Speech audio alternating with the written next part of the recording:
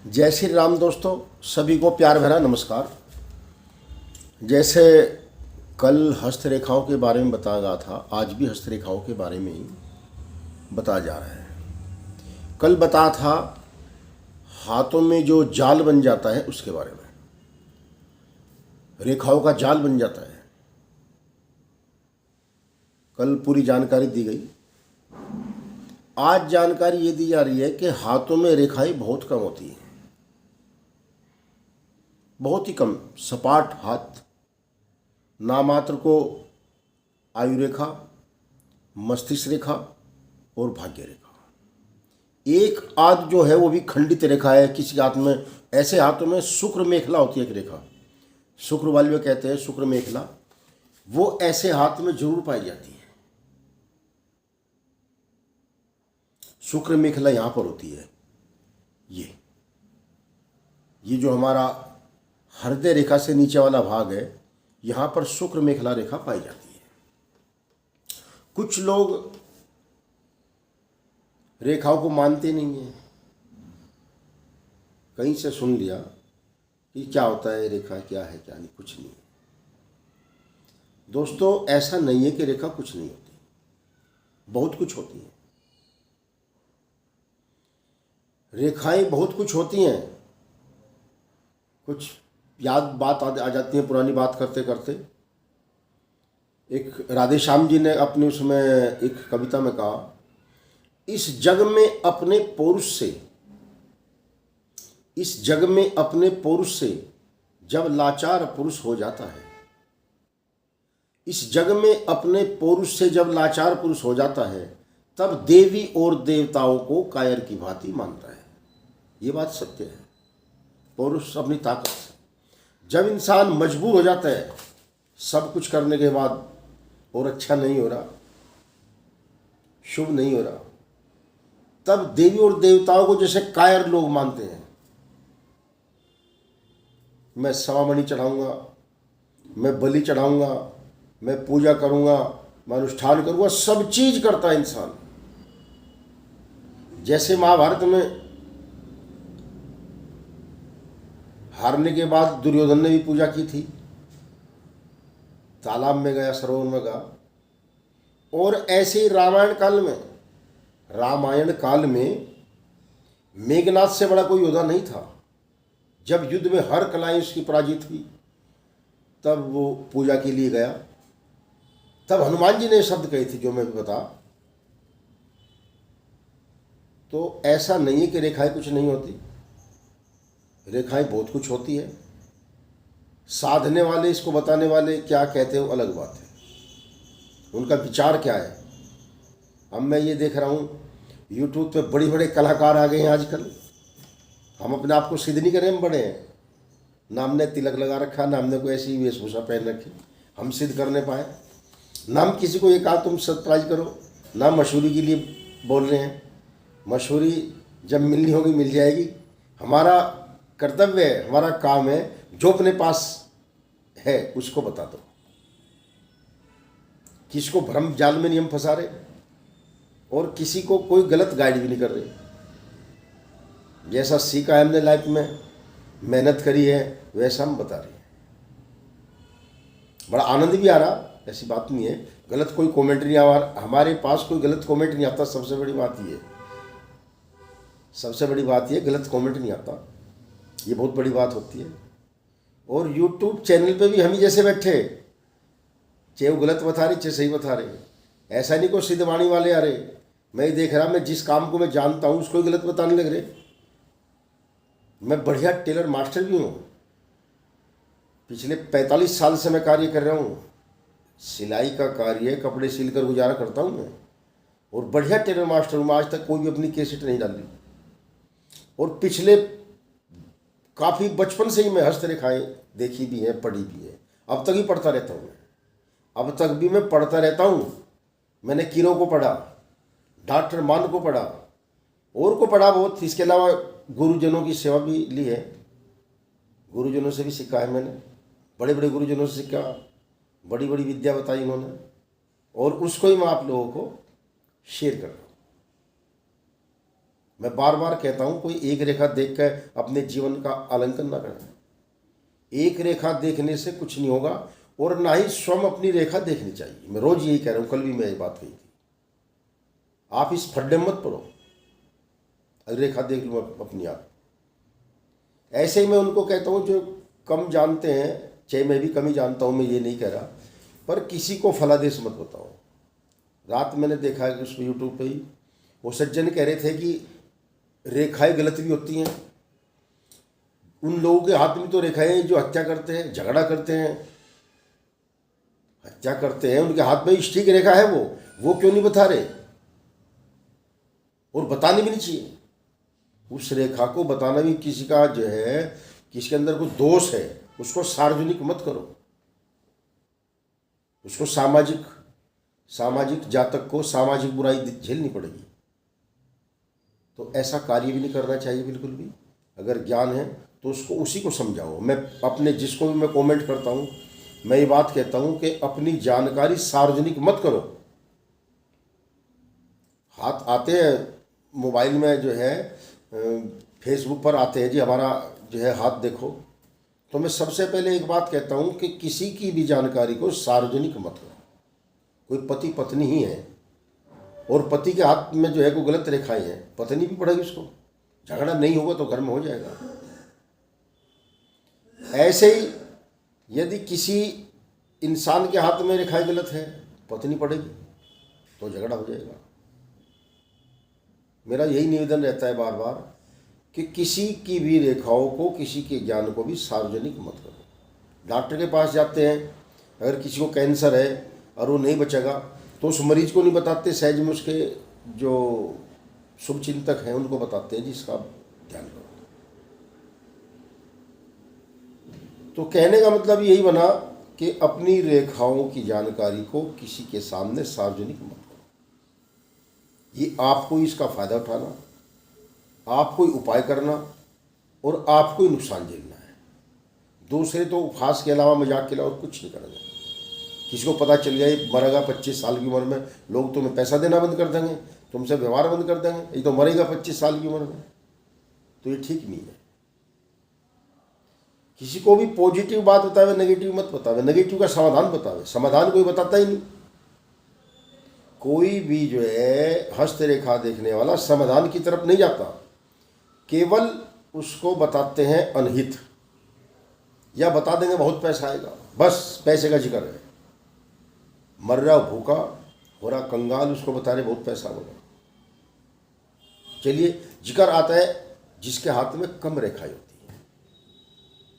जो मैन आज का हमारा विषय है, जिसके हाथ में कम रेखाएं होती हैं, आयु रेखा, मस्तिष्क रेखा और हृदय रेखा, ऐसे हाथ में जो है शुक्र मेखला, शुक्र वाल्व जरूर मिलता है। जहां तक मैंने अब तक देखा है, बहुत हाथ देखे, ऐसा ही मिला है आज तक। क्योंकि ऐसा इंसान शुरू से ही जो है, ना ही तो उसको आध्यात्मिक विषय पे जाना है, ना उसको भौतिक साधन ज़्यादा जरूरत पड़ती। एक पंजाबी में भाषा है, हमारे पास हमारे बुजुर्ग भी कहते थे, जो खोइया वही गवैया। समझने वाली बात है। जो खोइया वही गवैया, जो गवैया वही खवैया। ये तो पंजाबी भाषा है, इसका अर्थ समझ लेना। और हमारे जो विषय बनते हैं, यानी कि जो खाने वाला है वही कमाएगा और जो कमाएगा वही खाएगा, जो कमाएगा वही तो खाएगा। हाथ पर रेखाओं के कम होने का कारण बहुत है। कुछ तो जेनेटिक समस्याएं आती है, जन्मजाति बच्चा। मैंने छोटे बच्चों के भी हाथ देखे हैं, क्योंकि ये तो एक रोग है, ये रोग है।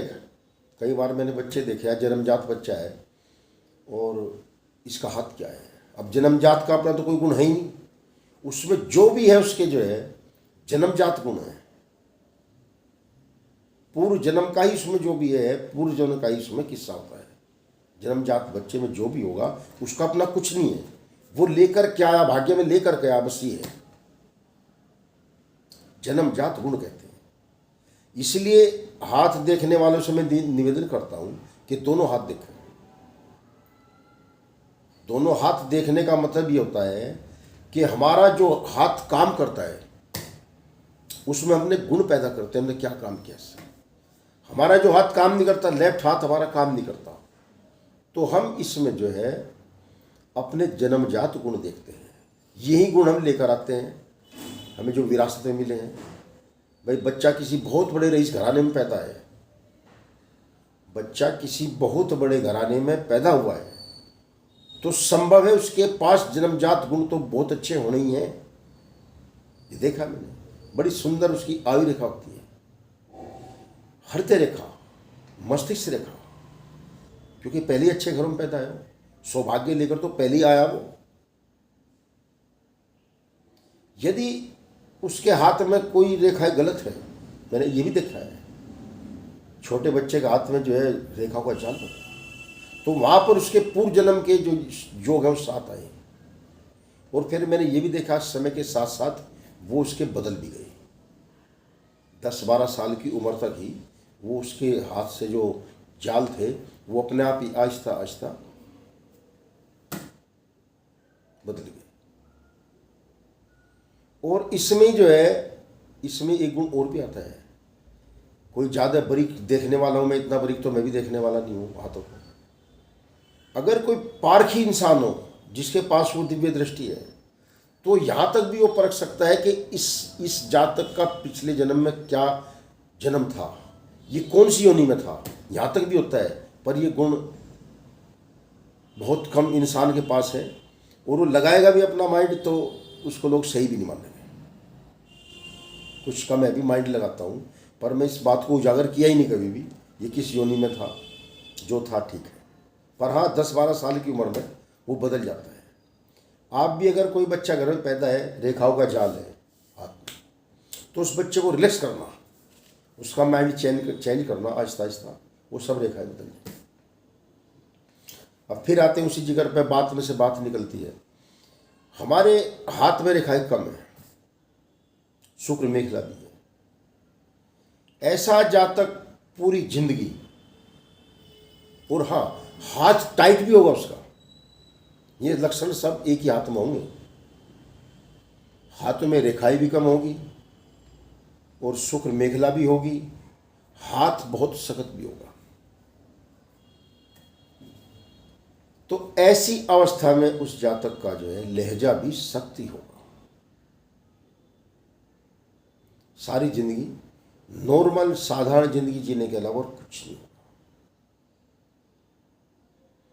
कुछ कर्म कर ले तो सुधार हो सकते हैं भाई, भौतिक कर्म भी हैं, आध्यात्मिक भी हैं, भौतिक भी हैं, आध्यात्मिक भी हैं, देहिक भी हैं, देविक भी हैं, चारों क्रियाएं हैं। इनसे आदमी परिवर्तन कर सकता है। अच्छा, और रही मानने और ना मानने की बात, हस्तरेखाओं को ना मानो तो देवता भी कुछ नहीं है, भगवान भी कुछ नहीं है। श्रद्धा विश्वास नहीं है तो फिर कुछ नहीं है। श्रद्धा और विश्वास नहीं है तो फिर कुछ भी नहीं है। विश्वास है, श्रद्धा है तो सब कुछ है। ये तो ब्रह्मा जी द्वारा रचित है। ये भी एक, जब मानव योनि बनी थी, मानव योनि का निर्माण किया था, तो उसके भाग्य की रचना करने के लिए भी तैयारी की थी ब्रह्मा जी ने। भाई इसका भाग्य लिख दो, ताकि वो जीवन में बार बार आने वाली कठिनाइयों को, आने वाले सुख को, आने वाले दुख को समझ सके और सही चले। महर्षि गर्ग भी हैं जिन्होंने जो है, ब्रह्मा जी ने जिनको इसकी उत्पत्ति की जिम्मेदारी दी थी हस्तरेखाओं की, उनसे बाद में फिर बहुत बड़े बड़े ऋषि महर्षि भी हैं जिन्होंने समय समय पे इसको सुधार किए। सामुद्रिक शास्त्र की उत्पत्ति महर्षि समुद्र जी ने की है। महर्षि समुद्र जी ने सामुद्रिक जो शास्त्र है, हमारा हस्तरेखा विज्ञान है, उन्होंने इसकी बाद में बहुत अच्छी रचना की है। तो ऐसा नहीं है कि हस्तरेखा झूठी हैं, ये मैं आपको हाथ जोड़कर कह रहा हूँ। सभी इस बात पर ध्यान दें कि हस्तरेखाएं झूठी नहीं है।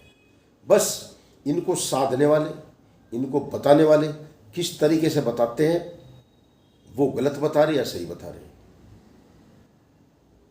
उपाय कोई बता नहीं रहा, उपाय के लिए गोल हो जाते हैं, या फिर कोई व्यक्तिगत बात करना चाहे, मैं खुद भी दिखा एक दो को जो अपने बुलाते हैं इनबॉक्स में, ये किसी को काला जादू बता देते हैं, उपाय कर लो, सामान ऐसा ऐसा बता देंगे, आपको मिलेगा ही नहीं, फिर पैसे कहेंगे भाई पैसे दो, पैसे बहुत मांगते हैं, ये गलत बात है। किसी को भ्रम जाल में फंसाना, गलत तरीके से पैसा कमाना गलत है। और उपाय बताओ, उसको साधारण उपाय बताओ। सबसे पहले तो भौतिक उपाय बताओ जिसको इंसान स्वयं कर ले किसी बिना खर्चे के। अगर किसी की समस्या टल जाए, किसी के ऊपर कोई बहुत बड़ी आपत्ति टल जाए तो बहुत अच्छी बात है। हम इसलिए तो हस्तरेखा देख रहे हैं कि इसकी समस्या का समाधान करें, हम इसकी समस्या का समाधान करें। अगर समस्या का समाधान नहीं कर सकते तो फिर हस्तरेखा देखना कोई फायदा नहीं है। आते हैं समय से, बहुत से मृत्यु की तरफ जाते हैं, मैं खुद उनको बतावे ये कर लो, बच भी गए, ऐसी बात नहीं है। जब बिना किसी लालच के भगवान का नाम लेकर आप आशीर्वाद दोगे, सहयोग करोगे उसका, तो उसको जीवन दान अवश्य मिल जाएगा। सती सावित्री हुई है, इतिहास गवाह है। सती सावित्री ने तो सत्यवान के प्राण बचाए थे, ये तो इतिहास है भाई। पुराने लोग तो सब पढ़ ही रखे इतिहास, नए बच्चे नहीं अगर पढ़ते तो सर्च करके देखो। सत्यवान सावित्री का इतिहास है, कोई ये पौराणिक कथा नहीं है। उसने यमराज से अपने पति के प्राण बचा लिए थे, उसको ज्ञान था। नारद जी थे, महर्षि नारद ने उनको ज्ञान दिया था कि जिस पति को तुम चुन रही हो, क्योंकि नारद ऋषि से, महर्षि नारद से बड़ा कोई भी ज्योतिषी नहीं हुआ संसार में। सबसे बड़े ज्योतिषी थे महर्षि नारद, सबसे बड़े ज्योतिषी थे। उन्होंने जो है बताया था सावित्री को कि जिस वर को तुम चुनकाई हो, 1 साल बाद उसकी मृत्यु हो जाए। उसने भी कहा मैं चैलेंज स्वीकार करती हूँ, शादी करूंगी तो इससे करूंगी। जब मैं इसको पति स्वीकार कर लिया,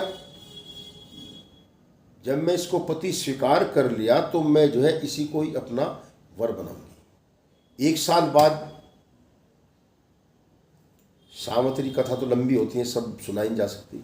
सावित्री ने यमराज को चुनौती दे रखी थी, यमराज आए, मगर सावित्री ने अपने तपोबल से, अपनी सिद्धि से, तपोबल से, भौतिक ज्ञान से, आध्यात्मिक ज्ञान से उसको जो है यमराज से खोस लिया, समझ लो। तो ये तपस्या ही है। यमराज आए थे मगर उन्हें सिद्धियाँ की, साधन किए। ये तो सब थोड़ा बहुत मसाले डालने पड़ते हैं, क्योंकि नारद जी ने तो रेखाएं देखी थी, उसको बता दिया। उसने रेखाओं पे जो फिर ध्यान दिया और अपने पति का उसने जो है जाप किए, दान किए, सेवा की, अपने आप को समर्पित किया, तो अपने पति को यमराज से बचा लिया। कथा देखना, नए बच्चे अगर देख रहे हो, सर्च करके देखो आप, नेट पर, गूगल पर, जो भी करते हो, सत्यवान सावित्री कथा सुनो। जो मैं कह रहा हूँ ऐसा ही हुआ था। तो कोई भी हस्तरेखा को गलत ना समझे। हस्तरेखा अपनी जगह सही है। देखने वाला क्या बता रहा आपको, आप सुन क्या रहे हो, किसी के ढोंग पे मत जाओ। आपको कोई भी अगर गलत आपको जो है फलादेश दे रहा है और गलती आपको उसका उपाय बता रहा है, उसको स्वीकार मत करो। ऐसा कोई उपाय नहीं जो गलत हो, गलत सामान से हो। कोई देवता मीट नहीं खाता, कोई देवता शराब नहीं पीता, कोई देवता कुछ गंदी चीज़ नहीं खाता। जो भी है यही है। अपने आप को समझो, कल्याण होना आवश्यक है। जैसे मैं कम रेखा वालों को बताया है, अगर कोई कम रेखा वाला जातक सुन रहा हो तो उपाय करें, भगवान शिव का जाप करें, उसका जीवन स्वयं कल्याणकारी हो जाएगा। ऐसे आदमियों की अल्पायु भी होती है, अल्प आयु। तो महाशिव कल्याणकारी हैं। शिवालय में जाकर जल अभिषेक करें और महामृत्युंजय जाप एक सबसे बड़ा जाप है। जिसको भी किसी को किसी ने ये बता रखा कि आयु रेखा कम है, ध्यान से सुनना, बड़े काम की आज बात स्वयं निकल ली मुँह से। परमात्मा की देन होती है, माँ सरस्वती अपने आप सहयोग करती है अगर तुम निस्वार्थ बैठे हो। अगर किसी के हाथ में जीवन रेखा कटी हुई है, जीवन रेखा पे दाग धब्बा है और खुद को भी महसूस हो रहा कि तेरा जीवन जो है संकट में है, तो शिवालय में जाकर भगवान शिव पर जल अभिषेक करें और महामृत्युंजय मंत्र का जाप करें। इससे बड़ा कोई मंत्र नहीं है जीवन मोक्ष के लिए और जीवन बचाने के लिए, इससे बड़ा कोई मंत्र नहीं है महामृत्युंजय मंत्र। शिवालय में नहीं जा सकते, घर भी शिवालय ही है, अपना घर भी शिवालय है, घर में मंदिर होता है। भगवान शंकर का जो है जाप करें, भगवान शंकर की स्तुति करें, कल्याण अवश्य होगा।